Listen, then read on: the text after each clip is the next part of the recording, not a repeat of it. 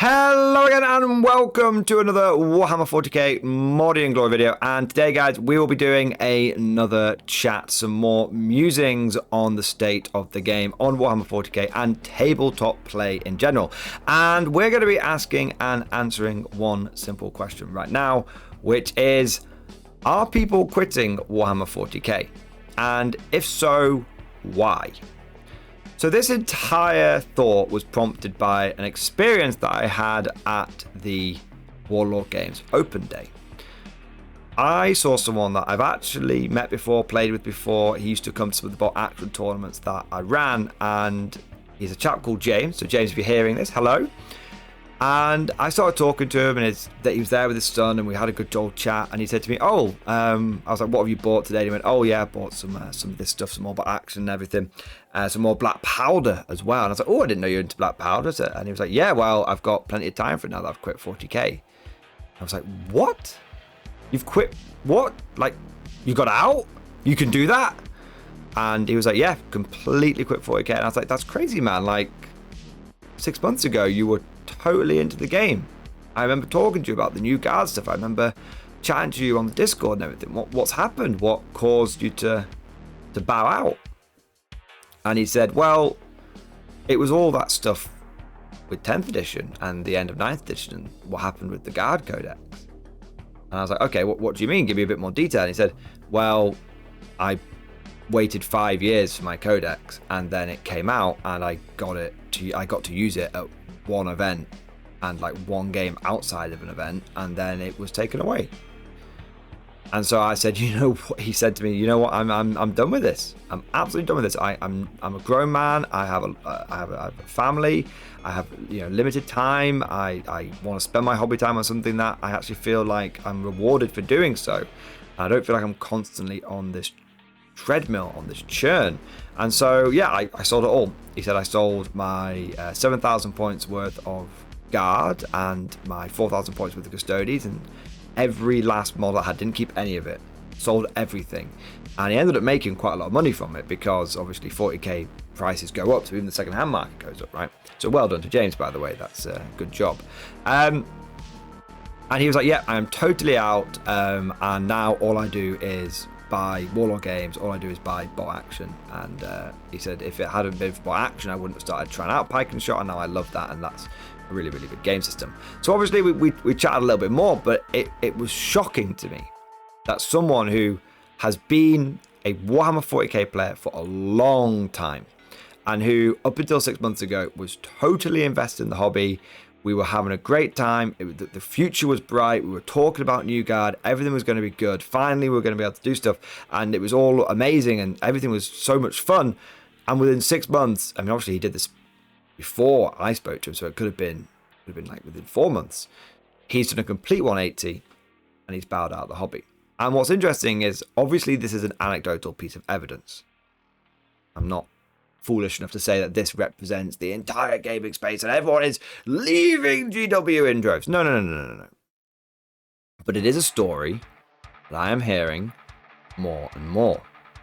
And I bet everyone listening to this right now will either be considering quitting the game, or even if you love the game and you definitely no thoughts of quitting going through your mind, that's fine. But you'll know someone who has left the hobby recently. In the last 12 months, you'll know someone who's left. Every gaming group knows people. And this is not just happening in local areas. This isn't just a case of a bunch of local metas that happen to be going through a similar situation. We are seeing this in different parts of the hobby. So attendance at tournaments is really, really far down. Now, of course, we have to wait and see. At the time of recording this video, I will be, full disclosure here, time of recording this video will be earlier than obviously the time it's going out, and we're still waiting on the GW balance patch. It's coming out this Thursday. This video might come out before then, it might come out after then, but at the time of recording, we haven't had it yet. So very well may be the case that the balance patch comes out and the competitive scene gets fixed and everything's fine, and tournament attendance starts going up again. Hooray! That, it might surprise you to hear, is something I want to happen. I really like Warhammer 40k. I like playing tournaments. I like playing competitively. I like being able to have fun with my Imperial Guard army. I am Imperial Guard all the way, and I love everything about them. I've got way too much financially and, more importantly, emotionally invested in this entirely made up faction, but I absolutely love them. Bayonets, boys, bayonets. Anyway, the point is that I want it to do well, and a lot of people will be surprised to hear that, because I think a lot of people think that I'm a GW hater, but I'm not. I've had said this once, I'll say it many times. When they do something right, I praise them. I love the new Cities of Sigmar stuff. Cities of Sigmar is the models there, and the vibe of that faction is the first thing in 8-9 years of Age of Sigmar being around that's made me go, I want to try that game out. So I well done, GW, for Cities of Sigmar. You've absolutely smashed it. You've done well there. But when they do something bad, I lambast them. And unfortunately, it feels right now like there's a bit more scope for lambastation than there is for praising.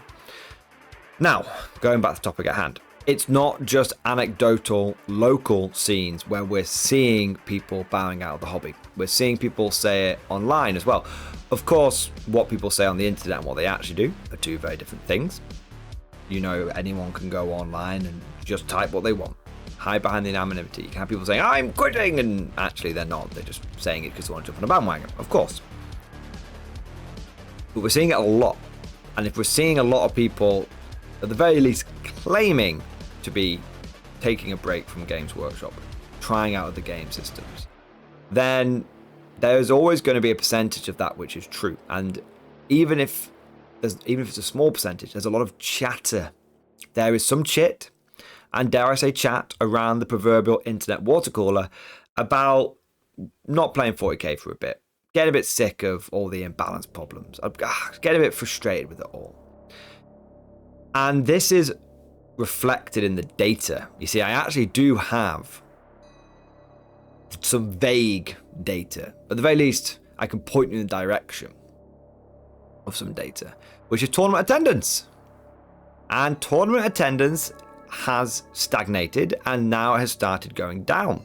So there's a really, really good website out there called Meta Monday. And the person who runs it does an amazing job, and he has a Patreon, and if you're going to chuck a couple of dollars at anyone, go and check his Patreon page out, because he deserves it. And if I remember, I'll try and link it down in the description. But he compiles all of the data from the GTs every weekend. And you can see the numbers.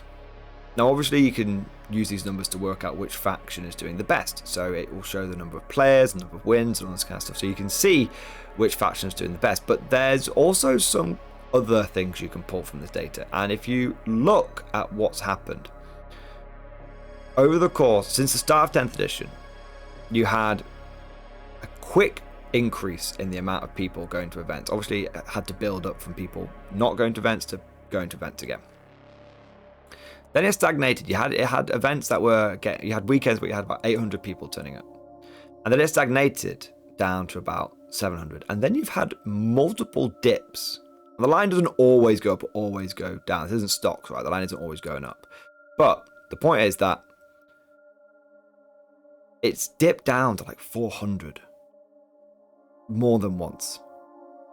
And whenever it's dipped down, it has recovered, but it's never quite recovered to the same level. Now, there's always going to be weekends as well, like when Nova happens, when you've got over 1,000 people playing. But that's different. That's a big event. We're talking the daily churn, the daily numbers.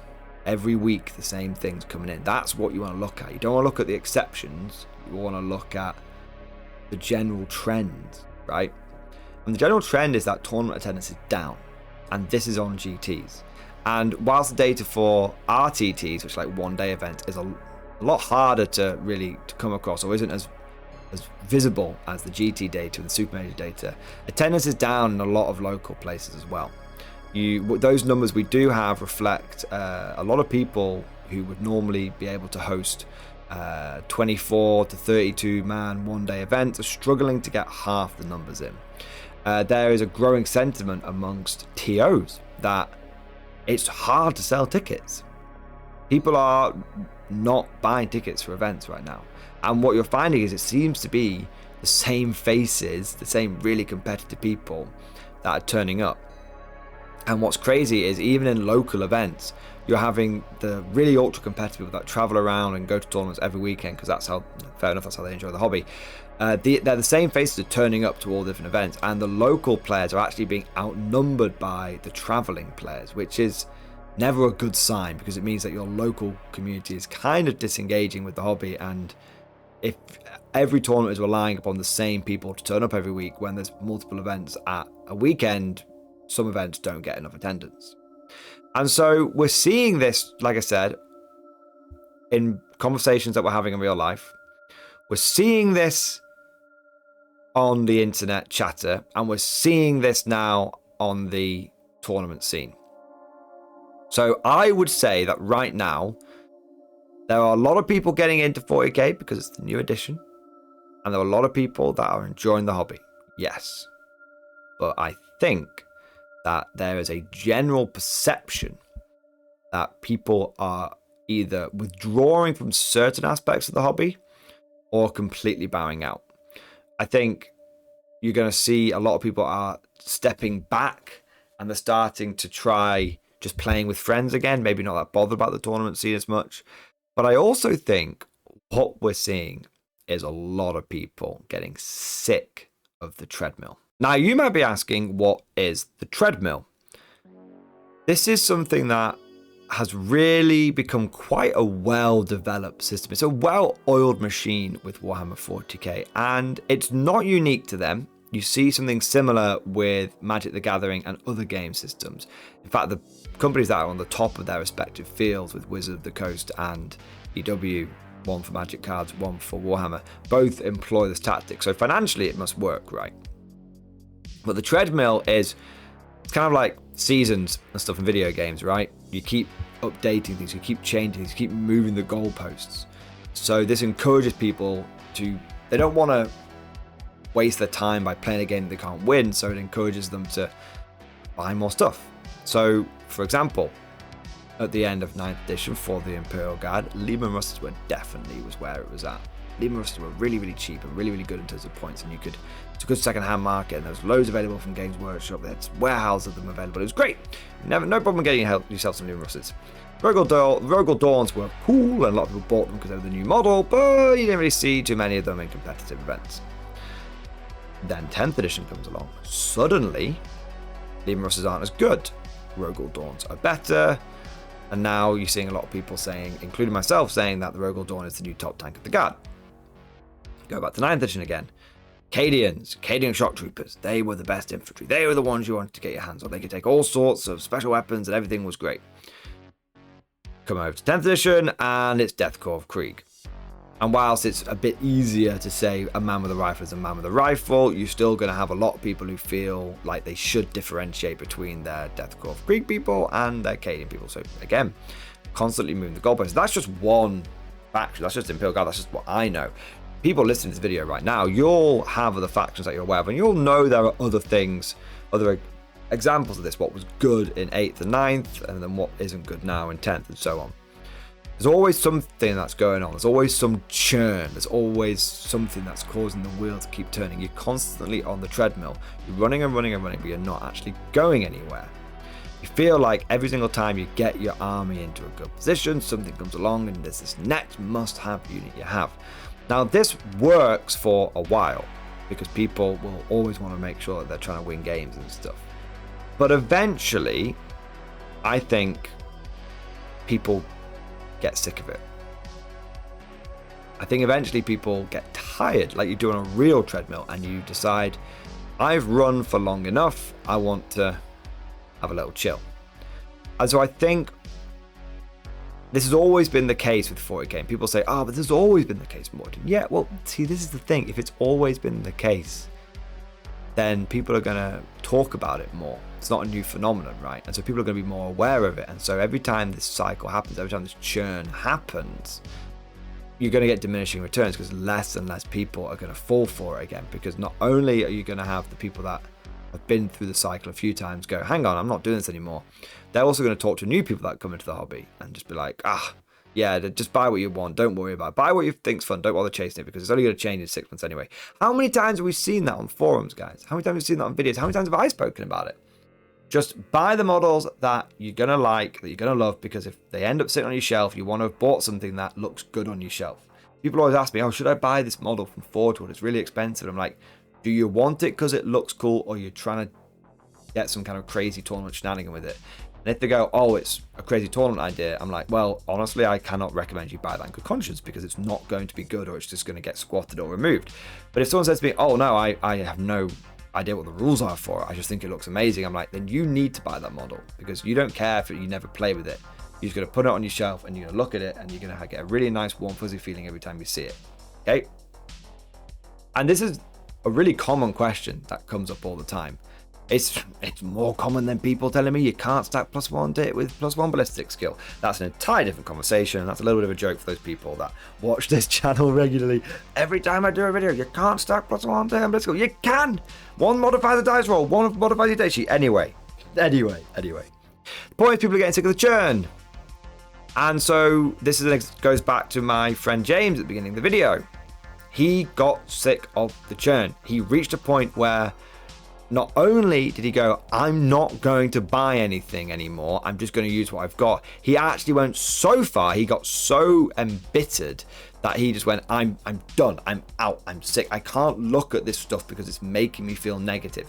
And I think that's something which I don't think is appreciated as much. I think for a lot of us who are very close to this, who may have been here a long time, who are like jaded cops, you know, it's waiting out.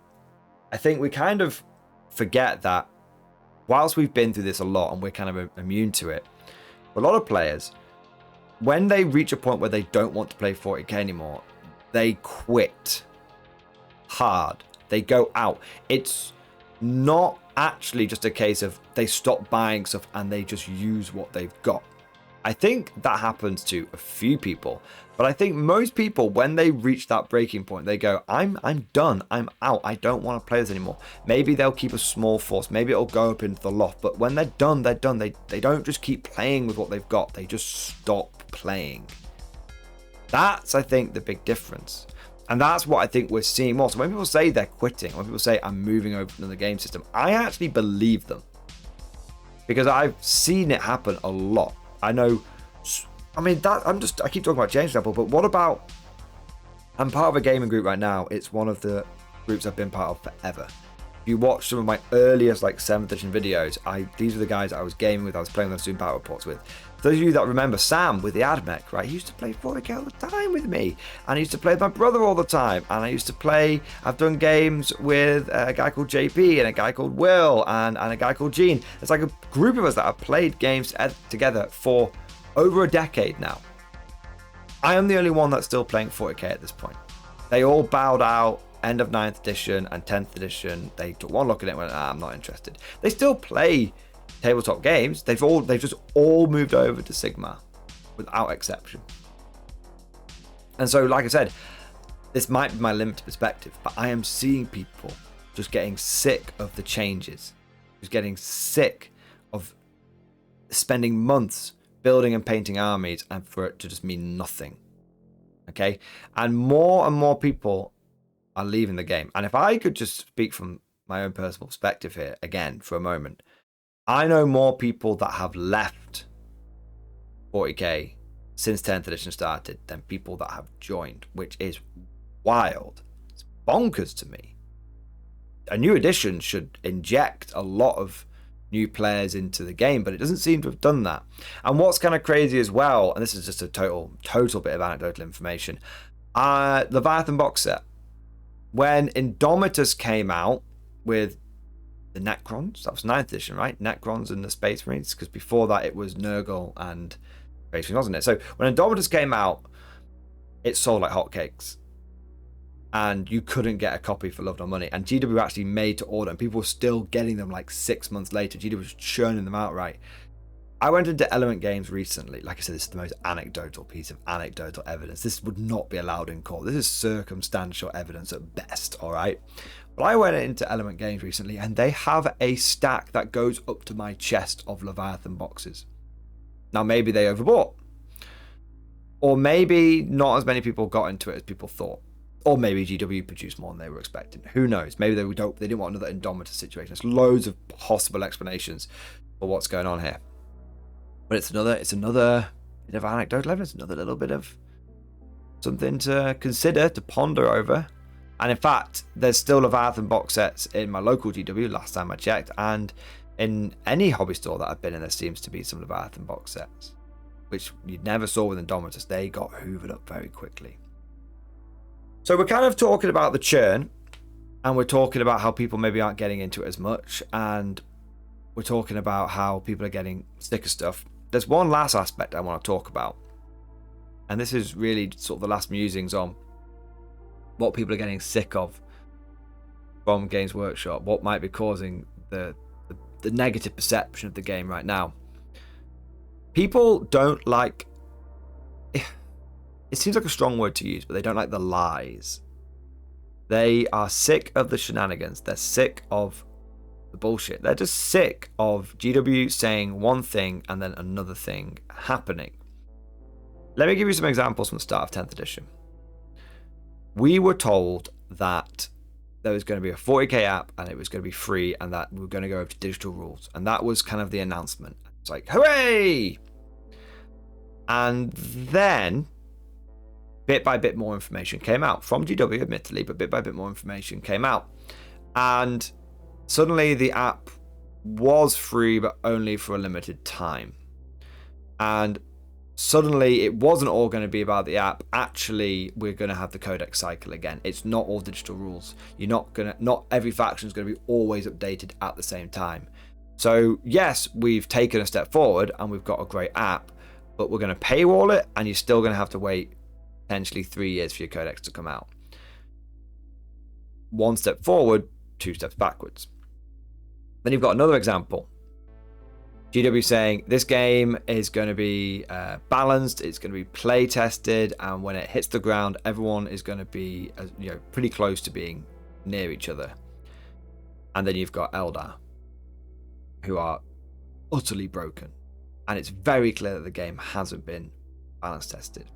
In a similar vein, Combat Patrol, GW said that all the combat patrols are going to be balanced against each other. It's going to have a cool game system, and so you can actually use it as its own self-contained thing. So you can try Custodes, and the next month you could try Dark Eld, and the next month you could try Guard, and all of those games could be played against each other. And they said that extensive game testing has happened to make sure that it's a fun, balanced system. Most Combat Patrol games are over by the end of turn 1. Sometimes one player's turn 1. You don't even need to have a full battle round. It's woefully imbalanced. And that's not even, you can't even point to the fact that certain factions are more broken in the bigger game, because Combat Patrol is basically self-contained. It has its own unique rules. And then you had the big one. We've heard GW saying, we've heard people don't like power level, so we're getting rid of power level. Points are the future. And then they released 10th edition, and it's just power level with a different name. Every unit has a single set point value, free war gear, and it's a joke. They literally said power level is gone, and everyone went, hooray, well done GW, like, yeah, no one really used it. And then they went, now here's new power level, here's points level. Another example of them saying one thing and another thing being delivered. GW saying Battle Shock is going to be impactful, it's going to mean something. Battle Shock does absolutely nothing. We've play tested it. We want right now Battle Shock, and morale doesn't do anything. We want to do something, and it doesn't do anything. Again, literally every single edition GW says morale is going to be impactful. It's never impactful. They never got it right. So this is just a few examples, and I don't want to keep beating a dead horse and going on and on about it. But basically, it's the same situation. GW saying one thing and another thing happening. There's a meme going around the competitive scene right now. Strong but not dominant. GW literally said in their MetaWatch article that Eldar are strong but they're not dominant. GW, I don't know what you are taking, but please can I have some, because that is a delusion that far exceeds anything that you can create. It's bonkers. Eldar are winning, will have won 50% of all tournaments in 10th edition. Eldar, a single faction. They're not a dying race when they're making up over 20% of the player numbers every single week at tournaments. They're not a dying race. So I think this is another thing which is causing a really negative perception around Games Workshop. It feels like they say one thing and they do another thing. It feels like they say they're going to balance the game and they don't. It's now obvious that it's almost working as by design. Now, I don't actually expect 40k to ever be 100% balanced because, well, this is often an example that's used. StarCraft's only got 3 factions, and yet that's never balanced. 40k has got 26 factions, so they're never going to balance all that. Of course. But we can always strive for it, right? But the problem is that when you say to players, your game has been play tested, and we're going to make sure that it is balanced, even if it's just the combat patrol bit, we're going to say it's balanced, then it's not. What happens is you lose trust.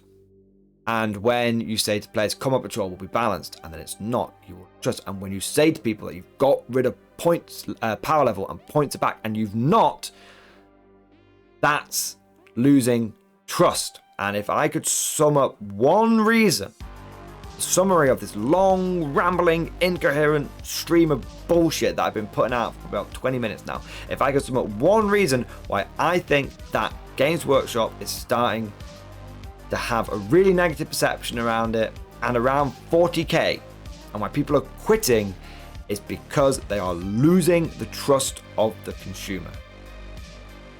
And that, I think, is what's causing it, and that's what I think the big problem is right now. They need to regain the trust of the consumer. Because if they don't, people are going to go to other places. Number one thing you hear from people who start buying bolt action, I know, you're all cringing, buying bolt action for Warlock games is, it's like, I feel like I am rewarded for buying stuff as a player. I feel like this company actually gives a shit about me as a consumer. I can buy something, so you have that, and then people say, I can buy something, and 2, 3, 4 years later, I can still use that exact same thing. Things aren't constantly invalidated, not constantly reinvented every 6 months. But of course, all of this is just like my opinion, man. Let me know what you think down in the comments section below. Is 40k thriving where you are, or is it dying? Are you going to as many tournaments? Have you been tempted to try out other games, or have you quit? Or is all of this just my perception and I'm totally wrong? I don't mind if you completely disagree with me. In fact, I welcome differing opinions, and I welcome knowing what's going on truthfully in your local area. Hope you guys have enjoyed today's video. If you have, make sure you smash that like button and also subscribe to never miss an episode. But before we go, I have just one last question to ask you. Would you like to know more? If so, then please consider becoming a channel member or patron. By supporting the channel, not only will you be doing your part, but you'll also be helping me create more content for your viewing pleasure and unlocking a whole host of perks. You get everything from a badge next to your name, custom emojis, but the big one is access to the Mordian Glory Discord server, an online community with almost 2,500 active members. It's always popping off in the MG Discord. We've got channels for army lists, hobbying, tactics, stories, and even a pretty spicy meme section as well. And joking aside, I do want to say a massive thank you to all of the current channel members and patrons. You guys are amazing. Truly the lifeblood of the channel. I could not do Mordian Glory full time without the incredible and generous support of my members. So thank you guys so much. And last but certainly not least, I want to say a personal thank you to all of my top tier patrons. These are the War Masters, the people who have truly gone above and beyond the call of duty. So a massive thank you to Bombomvert, Ken Starr, Mark Panconi, RJ Scorpion, Swordfish Trombone, John Stubbs, Nick Walsh, Diesel Fox, and August Varney. thank you guys from the bottom of my heart. You are incredible. Your generosity is truly humbling, and I could just say it 1,000 times over and over again. Thank you, thank you, thank you. Hope you all enjoyed today's video. Thank you for watching, and of course, as always, I'll see you guys next time.